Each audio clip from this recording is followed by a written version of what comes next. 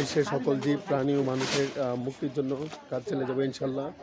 সেই লক্ষ্য নিয়ে 2021 সালে 5ই ফেব্রুয়ারি বিশ্ব মানবাধিকার রক্ষা সংঘ world human rights preservation organisation প্রতিষ্ঠা করেছিলাম এবং চট্টগ্রাম বিশ্ববিদ্যালয়ে পড়ার সময় 2016 সালের 23শে জুন Rayan Ahmad education fund, Rayan Ahmad peace foundation এবং দি ফিলোসফার অ্যাসোসিয়েশন প্রতিষ্ঠা করেছিলাম।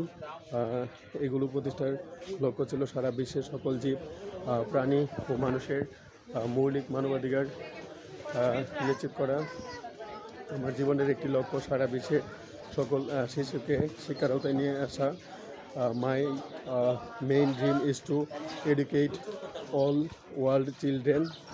That's why I am working to ensure child education around the world. এবং ইন্ডিয়া বাংলাদেশ যুদ্ধ কীভাবে বন্ধ করা যায় এবং ইন্ডিয়া বাংলাদেশের মধ্যে কীভাবে বন্ধুত্বপূর্ণ এবং উত্তম সম্পর্ক প্রতিষ্ঠা করা যায়, গুড রিলেশন প্রতিষ্ঠা করা যায়, সেজন্য কাজ চলে যাচ্ছে। ইন্ডিয়া পাকিস্তান যুদ্ধ কীভাবে বন্ধ করা যায় সেই জন্য বিশ্ব মানবাধিকার রক্ষা সংঘ এবং রায়ন আহমদ একাডেমি কাজ চলে যাচ্ছে। ইরান, আমেরিকা এবং ইসরায়েল যুদ্ধ বন্ধ করার জন্য বিশ্ব মানবাধিকার রক্ষা সংঘ নিরন্তর কাজ প্রচেষ্টা চালিয়ে যাচ্ছে। ইরান, ইসরায়েল এবং আমেরিকা যুদ্ধ বন্ধ করার জন্য আমি রায়ন আহমদ অন্বেষণে বসব এবং সারা বিশ্বের সকল মানুষের যে মুক্তি সেই মুক্তি প্রতিষ্ঠার জন্য কাজ চালিয়ে যাচ্ছি।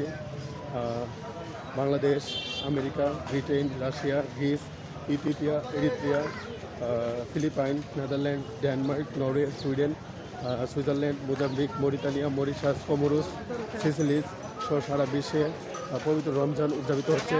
রমজান মাসে যাতে কোনো অসাধু ব্যবসায়ীরা সিন্ডিকেট করে পণ্যের মান বাড়িয়ে দিয়ে জনজীবনে কষ্ট বয়ে নিয়ে আসুক, সেই জন্য বিশ্ব মানবাধিকার রক্ষা সংঘ কাজ কষ্ট না নিয়ে আসুক, সেই জন্য বিশ্ব মানবাধিকার রক্ষা সংঘ কাজ চালিয়ে যাবে।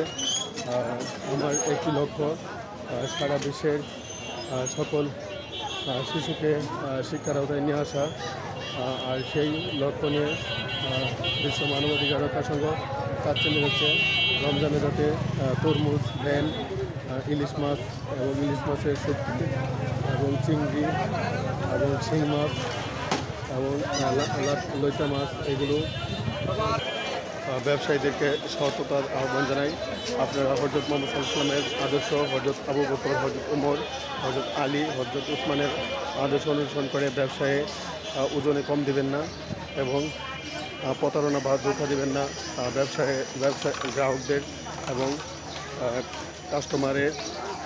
সারা বিশ্বের সকল শিশুর শিক্ষা কীভাবে নিশ্চিত করা যায়, সারা বিশ্বের সকল শিশুর শিক্ষা কীভাবে নিশ্চিত করা যায় সেই জন্য বিশ্ব মানবাধিকার রক্ষা সংঘ এবং রায়ন আহমদ একাডেমি কাজ চালিয়ে যাবে।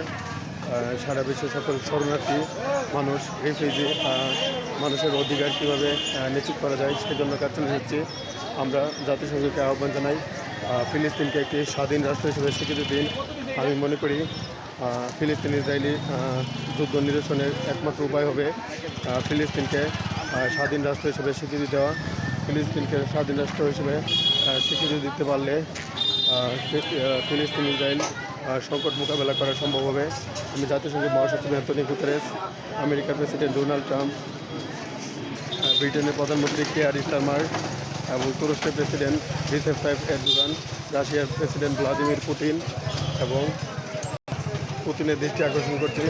আমরা আমাদের দেশে সত্য নেই, শান্তি, অহিংসা, মৈত্রী, একতা, ভ্রাতৃত্ব এগুলো প্রতিষ্ঠা করার জন্য কাজ চলে যাচ্ছে। বিশ্ব শান্তি, মানব কল্যাণ, মানবাধিকার ও ন্যায় বিচার প্রতিষ্ঠার বিশ্বের প্রতিটি মানুষের মৌলিক মানবাধিকার কীভাবে এনশিওর করা যায় সেই জন্য কাজ চালিয়ে যাচ্ছে এবং বাংলাদেশের ক্ষুদ্র ব্যবসায়ীদেরকে প্রণোদনা বা ইনসেন্টিভ দেওয়ার জন্য বাংলাদেশ সরকারের মাননীয় প্রধানমন্ত্রী তারেক রহমান এবং বাংলাদেশের প্রেসিডেন্ট মোহাম্মদ শাহাবুদ্দিনের দৃষ্টি আকর্ষণ করছে।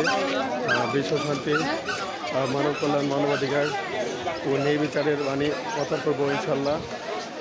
সারা বিশ্বের সকল প্রবীণ বা বয়স্ক ব্যক্তি বা ওল্ড এজ পিপলের অধিকার কীভাবে এনশিওর করা যায়, সেই জন্য বিশ্ব মানবাধিকার রক্ষা সংঘ এবং রায়ান আহমদ একাডেমি কাজ চলে যাবে। বিশ্ব ব্রহ্মাণ্ডে মর্তালোকে সত্য নেই, শান্তি ও হিংসা, মৈত্রী, ভ্রাতৃত্ব, একতা, সংহতি, ন্যায্য ঐক্য সম্প্রীতি প্রতিষ্ঠার জন্য কাজ চালিয়ে যাবো ইনশাল্লাহ।